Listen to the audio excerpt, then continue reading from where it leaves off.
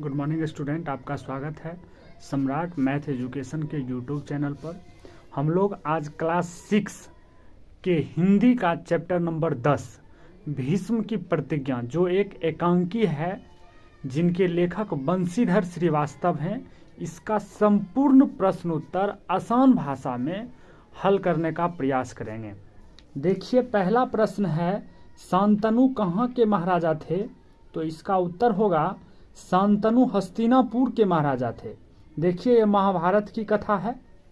दूसरा क्वेश्चन है, निषाद राज ने राजा से अपनी कन्या के विवाह के लिए क्या शर्त रखी?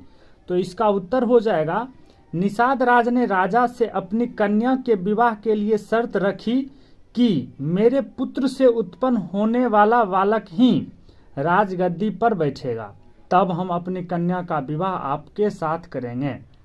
इसी प्रकार तीसरा प्रश्न है, राजा को निषाद राज की शर्त मानने में क्या कठिनाई थी?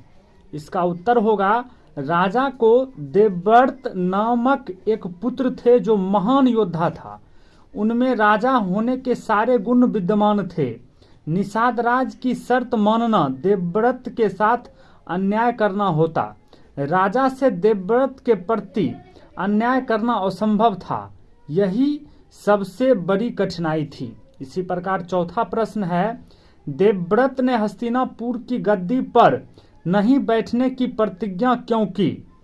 इसका उत्तर होगा, देवव्रत महान पितृभक्त थे। वे अपने पिता को उदास नहीं देखना चाहते थे, अतः उन्होंने पिता के दुख दूर करने के लिए प्रतिज्ञा किया और हस्तिनापुर की गद्दी पर कभी नहीं बैठा। इसी प्रकार पांचवा प्रश्न है, देवव्रत का नाम भीष्म क्यों पड़ा? तो इसका उत्तर हो जाएगा, देखिए, देवव्रत ने निषाद के राजा दासराज के सामने प्रतिज्ञा करते हैं कि मैं आजीवन विवाह नहीं करूंगा और मैं कभी हस्तिनापुर की गद्दी पर नहीं बैठूंगा। उसी समय देवताओं ने उनका नाम भीष्म रख दिया। इसी प्रकार प्रश्न नंबर 6 है, देवव्रत ने दासराज की शर्त क्यों मान ली? सही वाक्य के सामने सही का निशान लगाइए। तो इसमें हो जाएगा कि वह अपने पिता को सुखी देखना चाहते थे। अगला प्रश्न है,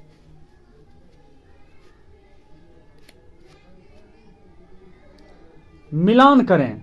तो शांतनु जो है वो हस्तिनापुर के सम्राट हैं, भीष्म जो है हस्तिनापुर के युवराज हैं, दासराज निषादों के राजा हैं, सत्यवती दासराज की पुत्री है। पाठ से आगे भी कुछ प्रश्न दिए गए हैं जिसको हम लोग सॉल्व करेंगे।